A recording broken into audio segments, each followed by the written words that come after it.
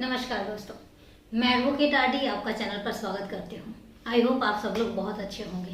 कल कोई वीडियो नहीं आया, उसके पीछे थोड़ा सा तबीयत नासाज थी और मैं नहीं कैपेबल थी कि मैं कल वीडियो रिकॉर्ड कर पाती और इसलिए कल के वीडियो के लिए क्षमा प्रार्थी। संडे का मैच देखा, वर्ल्ड कप का पहला मैच इंडिया का। Ultimate performance, no doubt. Starting में एक हल्का सा डर लगा जब बैटिंग का बात आई। पहली बात तो जब बॉलिंग की बात आई तो बॉलिंग के टाइम पे जो इंडिया के बॉलर्स ने performance the, ultimate and salute करने वाली परफॉर्मेंस थी। आई होप कि ये हर एक मैच में ऐसे ही परफॉर्मेंस देते रहें। दूसरी चीज, जब बैटिंग की बारी आई तो जब 3 विकेट आउट हुए तो नो डाउट एक बार के लिए डिसअपॉइंट जरूर हुए थे।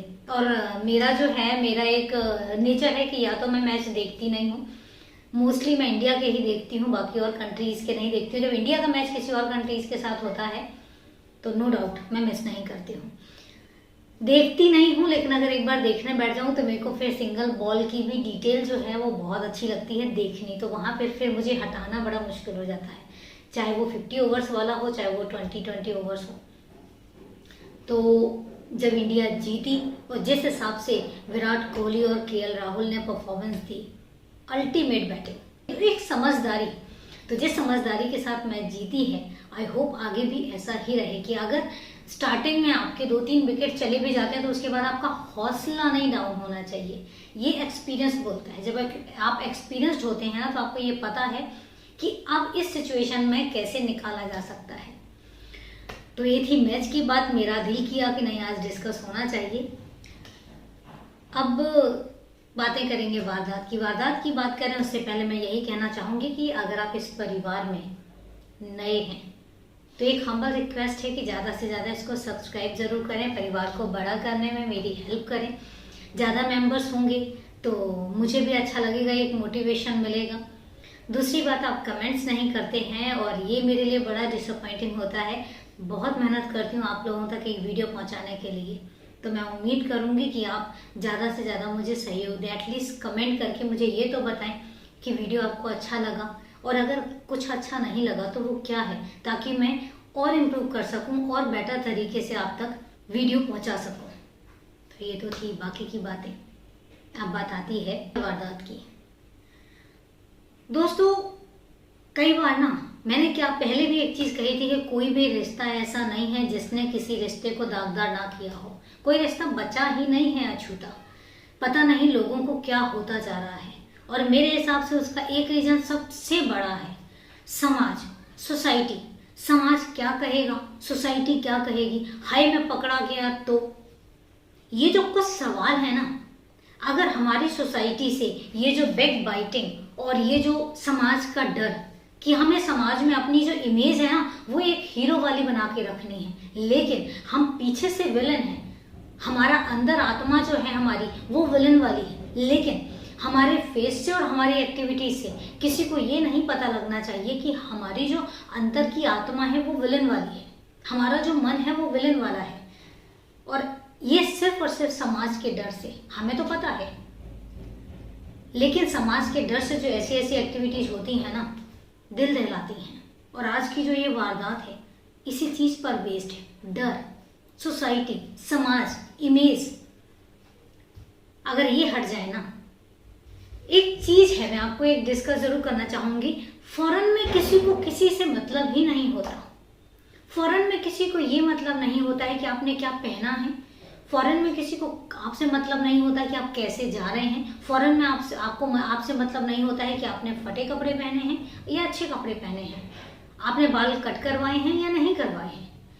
कैसे भी रहिए, फॉरेन में कोई आपको नहीं देखता, कोई पलट के नहीं देखता। आप ऑकवर्ड लगेंगे तब भी नहीं, आपने फुल कपड़े पहने हैं तब भी नहीं, आपने कपड़े नहीं पहने तब भी नहीं। और यही रीजन है कि वहाँ सोसाइटी का डर नहीं है, वहाँ लोग अपनी इच्छा से काम करते हैं। और यही रीजन है कि सोसाइटी के डर के लिए वहाँ क्राइम नहीं होते। लेकिन हमारे इंडिया में सोसाइटी के डर को लेकर इतने क्राइम होते हैं कि सोचना पड़ जाता है। आज की जो मैं वारदात करूँ ना तो ये भी इसी चीज पर बेस्ड है कि सिर्फ एक समाज के डर से कि हाय लोग क्या कहेंगे अगर मैं पकड़ा गया तो। आज की जो ये वारदात है ये है गुजरात की। गुजरात का बड़ोदरा शहर है। बड़ोदरा शहर के पास ही एक कस्बा लगता है चांसद। चांसद को वैसे आप जाने या नहीं जाने, हो सकता है एक नया नाम हो, लेकिन चांसद जो है वो स्वामी नारायण संप्रदाय के जो प्रमुख थे, जो संस्थापक थे, उनकी जन्मभूमि है और इस वजह से वो बहुत ही एक फेमस कस्बा है। और जो स्वामी नारायण संप्रदाय है उनका एक विशाल मंदिर यहाँ चांसद में बना हुआ है। लोग बड़े प्यार से रहते हैं, अपनेपन से रहते हैं और इस प्यार, अपनेपन और सद्भावना वाली जो एग्जाम्पल है ना, ये आपको इसी वारदात में आगे तो देखने को भी मिलेगी। वारदात है 11 दिसंबर 2019 की। 11 दिसंबर 2019 को चूंकि चांसद में एक परिवार रहता है, हेमा का परिवार। हेमा का पति और 2 बेटियां, तेजल और खुशबू। तेजल की शादी हो चुकी है लेकिन लोकल ही शादी हुई है, तो वो पास में ही अपने ससुराल में रहती है। और खुशबू जो है वो अभी बीकॉम 3rd ईयर की स्टूडेंट है। 11 दिसंबर को हेमा पास के ही पुलिस थाना है, बद्रा पुलिस थाना, वहां जाके रिपोर्ट लिखवाती हैं कि मेरी बेटी मिल नहीं रही है, मेरी बेटी का कुछ भी पता नहीं चल रहा है। पुलिस वाले पूछते हैं कि आखिर डिटेल बताइए, तो वो कहती है कि मैं घर से बाहर गई हुई थी, मेरी बेटी और बड़ी बेटी तेजल, वो दोनों पहले बैंक गई हुई थी किसी काम से, और उसके बाद तेजल ने उस खुशबू को घर ड्रॉप किया और उसके बाद वो अपने ससुराल चली गई। थोड़ी देर के बाद जब मैंने खुशबू को कॉल किया तो उसका फ़ोन जो है वो स्विच ऑफ था, तो मुझे लगा हो सकता है वो सो गई हो या हो सकता है उसका फ़ोन जो है बैटरी डाउन हो गई हो, तो मुझे ज़्यादा कोई चिंता नहीं हुई। लेकिन जब मैं शाम को घर लौटी तो आके देखा कि खुशबू जो है वो घर पे नहीं है और उसका फ़ोन लगा रही हूँ तो वो भी स्विच ऑफ है। इसके बाद हमने आस पड़ोस में भी देखा, आस पड़ोस वालों से भी पूछा, उसके बाद आस पड़ोस वालों ने भी इकट्ठे होकर खुशबू को ढूंढा, लेकिन खुशबू का कहीं कोई पता नहीं चला। हमें लगा कि हो सकता है, क्योंकि बड़ोदरा यहाँ से ज़्यादा दूर नहीं है, तो हमें लगा कि हो सकता है शायद बड़ोदरा चली गई हो किसी काम से। तो जो बड़ोदरा से आखिरी बस आती है हमारे यहाँ के लिए, हमने उसका इंतज़ार किया, लेकिन आखिरी बस भी आके चली गई और हमारी बेटी नहीं आई। तो साहब हमारी बेटी ढूंढ दीजिए। हेमा की इतनी बात सुननी थी कि पुलिस वाले जो हैं वो गुमशुदगी की रिपोर्ट दर्ज करते हैं और उसको ढूंढना शुरू करते हैं। पुलिस वाले हर संभव कोशिश करते हैं, घर की भी जांच की जाती है कि कहीं कोई मिसहैपनिंग तो नहीं हुई है, आस पड़ोस वालों से भी पूछा जाता है, लेकिन खुशबू के कहीं कोई पता नहीं चलता। अब पुलिस नंबर लेती है, नंबर स्विच ऑफ था, लेकिन CDR निकलवाया जाता है, लोकेशन निकलवाई जाती है कि लास्ट लोकेशन कहाँ की है। तो लास्ट CDR में भी ऐसा कुछ नहीं निकलता, ना ही कोई ऐसा नंबर जिसमें एक बच्ची के लिए, चूंकि 20 साल का बच्चा है वो, तो कई बार होता है कि इस एज में बॉयफ्रेंड वगैरह हो सकते हैं या कोई ऐसा मैटर हो सकता है। उन्होंने वो भी देखा लेकिन वो भी नहीं मिला। चूंकि खुशबू जो है वो एक इंटेलिजेंट लड़की थी, फोकस्ड लड़की थी, वो बहुत ही ज़्यादा एम्बिशियस लड़की थी। और जब लास्ट लोकेशन देखी गई तो लास्ट लोकेशन चांसद की ही थी और वहीं पर ही फ़ोन स्विच ऑफ हो जाता है। तो ये जो चीज़ थी बड़ी उलझाने वाली थी। अब पुलिस ढूंढने में ही लगी होती है। यहाँ पर जो गांव के लोग हैं वो उनका आपस में इतना ज़्यादा प्यार से रहते हैं, चूँकि इस जगह पे क्राइम नाम मात्र के लिए होते हैं, तो लोगों के लिए भी बड़ा ही असमंजस वाला वो था कि आखिर गांव की बेटी गई कहाँ। उन्होंने पुलिस वालों के अगेंस्ट धरना भी दिया। इसके बाद गांव वालों ने चंदा इकट्ठा करके लगभग 2.5 लाख रुपए इकट्ठे किए और 2.5 लाख रुपए इकट्ठे करने के बाद उन्होंने ये ऐलान किया कि जो भी खुशबू का पता बताएगा, जो भी खुशबू के बारे में इंफॉर्मेशन देगा, उसको ये 2.5 लाख रुपए का इनाम दिया जाएगा। लेकिन खुशबू का तब भी पता नहीं चलता और यहीं से फिर एक दुखद घटना सामने आती है, बुरी खबर सामने आती है। 11 दिसंबर को खुशबू गायब हुई थी और 14 दिसंबर को वहाँ पर एक एरिया है जिसको ब्लैक हेवन के नाम से जाना जाता है। ब्लैक हेवन के पास ही एक तालाब है और वहाँ पर एक लाश तैरती हुई दिखाई देती है। लोग इकट्ठा हो जाते हैं। इकट्ठा होने के बाद जैसे तैसे करके उस लाश को बाहर निकाला जाता है। तो लाश जो है वो कंबल में लिपटी, कंबल के बाद फिर एक चादर में लिपटी, चादर के बाद फिर एक लिफाफे में, बड़े लिफाफे में लिपटी। उसके पैर में एक रस्सी बंधी हुई है। और ये सब चीजें जब खोली जाती हैं तो सामने जो लाश थी देखकर लोगों के पैरों तले जमीन खिसक जाती है। वो कोई और नहीं था, वो खुशबू थी। शरीर जो है उसका पूरा फूल चुका था, वो पानी के अंदर थी, ऊपर से कंबल भी लिपटा हुआ था, बेडशीट भी लिपटा हुआ था, तो उसकी जो बॉडी है वो पूरे तरीके से फूल चुकी थी। पुलिस को खबर दी जाती है, पुलिस के साथ साथ खुशबू के घर वालों को खबर दी जाती है। जब घर वालों को खबर मिलती है तो तेजल और उसकी माँ हेमा भागकर उधर पहुंचते हैं और जैसे ही वो लाश को देखते हैं तो चीखें मारकर रोने लग जाते हैं, क्योंकि वो लाश किसी और की नहीं थी, उनकी बेटी खुशबू की थी। पुलिस भी आती है, साथ में फोरेंसिक टीम को भी लेकर आती है, डॉग स्क्वाड टीम भी लेकर आते हैं। फोरेंसिक टीम जो है आके अपनी एविडेंस कलेक्ट करती है। इसके अलावा वीडियोग्राफी भी करवाई जाती है, जिससे साफ से जिस तरीके से लाश के पास मतलब जिस कंबल में लाश लिपटी हुई थी उस कंबल की प्रॉपर वीडियोग्राफी होती है और खुशबू की लाश की प्रॉपर वीडियोग्राफी होती है और उसको सर्कुलेट करवा दिया जाता है। लेकिन सर्कुलेट करवाने के बाद भी कोई रिजल्ट सामने नहीं आता, कोई आके ये नहीं कहता है कि हाँ हमने खुशबू को देखा था। तो पुलिस के लिए बड़ा ही शॉकिंग था, क्योंकि पहले तो पुलिस गुमशुदगी की कंप्लेन लिखी थी, वो गुमशुदगी का केस सॉल्व कर रही थी, लेकिन अब तो गुमशुदगी के साथ साथ हत्या का केस भी था। इधर शरीर बॉडी जो है वो पोस्टमार्टम के लिए भेज दी जाती है। जब पोस्टमार्टम की रिपोर्ट सामने आती है तो उससे पता लगता है कि किसी भारी चीज से उसके सर पे वार किया गया है और इसके बाद फिर उसका गला काटा गया है। तो जब ये चीजें सामने आती हैं पुलिस को फिर भी समझ नहीं आता, लेकिन अब इसके बाद पुलिस एक गेम खेलती है। जब पुलिस को कुछ भी नहीं मिल रहा था, उन्होंने एक तरकीब लगाई और उन्होंने उस चांसद गांव में एक अनाउंसमेंट करवा दी। ऐसी अनाउंसमेंट की डायरेक्ट नहीं करवाई, इनडायरेक्टली ये बात स्प्रेड करवा दी कि हमें कातिल का जो पता है, सुराग वो मिल गया है। क्योंकि स्वामी संप्रदाय का जो मंदिर है वहां पर जो सीसीटीवी कैमराज लगे हुए हैं, वहां के सीसीटीवी कैमराज में कातिल जो है वो कैद हुआ है। तो हम कातिल तक बहुत जल्दी पहुंचने वाले हैं और कातिल को अपने गिरफ्त में लेने वाले हैं। ये बात स्प्रेड करवानी थी, थोड़े ही दिनों में कातिल सामने आ जाता है।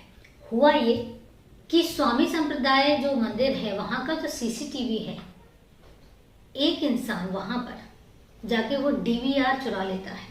अब जब डीवीआर चुराता है, पुलिस तो चूंकि एक्टिव थी, उनकी पूरी नजर जो है वो वहां पर थी, क्योंकि उन्होंने जो अनाउंसमेंट करवाई थी, उन्होंने जो स्प्रेड करवाई थी ये न्यूज, तो उनको ये पता था जो भी कातिल होगा वो हरकत तो जरूर करेगा। तो जैसे ही डीवीआर चोरी होता है, पुलिस एक लड़के को गिरफ्तार करती है उसके घर से, और वो लड़का कोई और नहीं था, हितेश व्यास। हितेश व्यास जो खुशबू के बिल्कुल बगल वाले घर में रहता था। हितेश व्यास जिसको खुशबू राखी बांधती थी, वो राखी भाई था, मुंह बोला भाई था, जिसको उसने पता नहीं बचपन से जब से होश संभाला होगा तब से वो उसको राखी बांधती चली आ रही है। जब हितेश को गिरफ्तार किया गया तो हितेश को भी समझ नहीं आया कि मेरे साथ हो क्या गया, लेकिन जब सख्ती से पूछताछ की गई तो हितेश ने सारा मैटर बयां किया। हुआ ये कि जिस दिन तेजल और खुशबू मार्केट गए हुए थे, जब मार्केट से लौट कर आए तो पता नहीं हितेश के दिमाग में क्या आया, उसके दिमाग में खुशबू के लिए गलत गलत ख्याल आने लगे। जब तेजल खुशबू को घर ड्रॉप करके जाती है तो वो उसको अपने घर बुलाता है और ये कह के बुलाता है कि मैं बुक्स में कवर चढ़ा रहा हूँ और मेरे से अकेले से चढ़ नहीं पा रहे हैं, तो क्या तुम मेरी मदद करोगे। क्योंकि खुशबू का मुंह बोला भाई था, उसको लगा ही नहीं, क्योंकि कई बार वो उसकी मदद करने के लिए और कई बार दोनों ने साथ में बैठ के स्टडी भी की है। तो वो उसके घर चली गई। घर जाके देखती है कि घर में कोई भी नहीं था, तो उसके लिए बहुत नॉर्मल सी चीज थी, क्योंकि ये पहली बार नहीं था जब खुशबू हितेश के घर में अकेले में गई होगी। लेकिन थोड़ी ही देर में हितेश का जो है वो हरकतें जो है वो चेंज होने लग जाती हैं, वो उसको जबरदस्ती करने लग जाता है। अब खुशबू जो है वो एकदम से उसको समझ नहीं आता कि हो क्या रहा, वो हितेश को झटकती है और झटकने के बाद वो फोन लगाने लग जाती है। इतने में हितेश उसका फोन लेके और उसको तोड़ देता है। अब इसके बाद भारी चीज से उस पर वार भी करता है, लेकिन खुशबू जैसे तैसे बच के उसके सर से खून निकल रहा था, लेकिन फिर भी जैसे तैसे बच के वो ऊपर कम जाती है और ऊपर जाके अपने आप को कमरे के अंदर वॉशरूम में लॉक कर लेती है। अब उसको समझ ही नहीं आ रहा था, फोन उसका टूट चुका था कि वो करे क्या। इधर उसके घर में भी कोई नहीं था, इधर हितेश के भी घर में कोई नहीं था, तो उसको समझ नहीं आता कि आखिर वो करे तो करे क्या। हितेश को जब ये चीज समझ में आती है कि उसने क्या किया, तब उसको डर सताने लग जाता है कि मेरे घर वालों को पता लगा तो क्या होगा, इसके घर वालों को पता लगा तो क्या होगा, और आसपास वालों को पता लगा तो क्या होगा, मेरी तो जान ही ले लेंगे, ये मैंने क्या कर दिया। अब उसको डर सताने लगा और उसको ये समझ आ रहा था कि अगर मैंने खुशबू को ऐसे ही छोड़ दिया तो खुशबू घर जाके जरूर बताएगी। तो इस डर के चक्कर में वो वॉशरूम में जाता है और वॉशरूम के बाहर से वॉशरूम का लॉक तोड़ता है, दरवाजा तोड़ता है और अंदर जाके हथौड़े से खुशबू के सर पर ढेर सारे वार करता है और इसके बाद चाकू से उसका गला रेत देता है।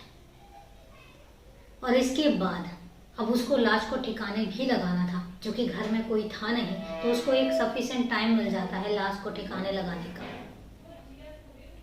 वो बड़ा सा एक प्लास्टिक का लिफाफा लेता है, उसमें खुशबू की लाश को जैसे तैसे एडजस्ट करता है और उसके बाद एक बेडशीट लेता है, बेडशीट में उसको रैप करता है। बेडशीट में रैप करने के बाद फिर घर का कंबल लेकर आता है, रजाई से उसको रैप करता है। और उसके दिमाग में यही आ रहा था कि एक मोटा बेडशीट भी था, उसके बाद रजाई भी थी, तो जो कॉटन है, कॉटन जब फूलती है तो वो भारी होती है, तो उसने यही सोचा था कि ये जो डेड बॉडी है ये अगर मैं पानी में फेंकूंगा तो वो डूब जाएगी।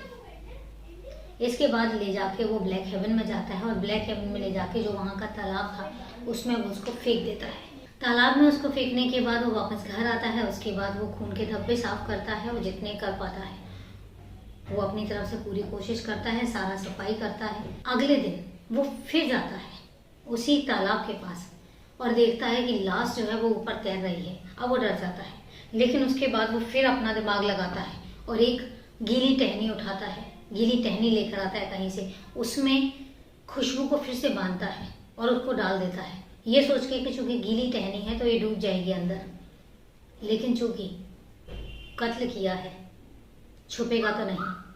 और इसके बाद 14 तारीख को फिर से वो डेड बॉडी ऊपर आ जाती है और ऊपर आने के बाद फिर वो सारा राज खोल देती है। पुलिस वाले हितेश को तो गिरफ्तार करते ही हैं, लेकिन इसके साथ साथ उसके माँ बाप को भी गिरफ्तार करते हैं। और वो रीज़न ये था क्योंकि जब उसके पेरेंट्स घर पे आते हैं तो वो देखते हैं बाथरूम का दरवाज़ा टूटा हुआ है। इसके अलावा वो घर में देखते हैं कि घर में खून के निशान भी हैं। उनको नहीं समझ आता कि ये हुआ क्या है। लेकिन जब 14 तारीख को डेड बॉडी मिलती है और डेड बॉडी मिलने के साथ जब वो रजाई मिलती है, वो बेडशीट मिलता है, तो उसकी वीडियोग्राफी जब होती है तो वो वीडियोग्राफी उसके पेरेंट्स ने भी देखी थी। वो फिर हितेश से पूछते हैं तो हितेश पूरी बात उनको बताता है और जब पूरी बात बताता है तो उन्होंने ये बात पुलिस वालों को ना बता के अपने बेटे का साथ दिया। फिर उन्होंने दरवाज़ा सही करवाया, फिर उन्होंने वो खून के धब्बे जो हैं वो साफ करवाए, तो वहाँ पर उन्होंने कातिल का ही साथ दिया। और इसी करके पुलिस वालों ने उनके माँ बाप को भी गिरफ्तार किया। केस कोर्ट में जाता है और सेशन कोर्ट हितेश को उम्र कैद की सजा सुनाती है। और ये है पूरी वारदात कैसे एक राखी भाई ने अपनी ही बहन को मौत के घाट उतार दिया। अब वारदात खत्म करूं उससे पहले लास्ट मैंने सैटरडे को आपसे एक सवाल पूछा था, तो उसका जवाब जरूर देना चाहूंगी। मैंने आपसे पूछा था जो हुगली नदी है कहाँ पर गिरती है, कौन से सागर में गिरती है? तो इसका आंसर ये है कि जो हुगली नदी है वो गंगा सागर में जाके बंगाल की जो खाड़ी है वहाँ पे गिरती है, लेकिन वो मिल जाती है गंगा सागर में, वो गंगा से मिल जाती है। तो ये तो था पूरी वारदात। मिलते हैं दोस्तों कल फिर एक नई वारदात के साथ। तब तक के लिए नमस्कार, जय हिंद।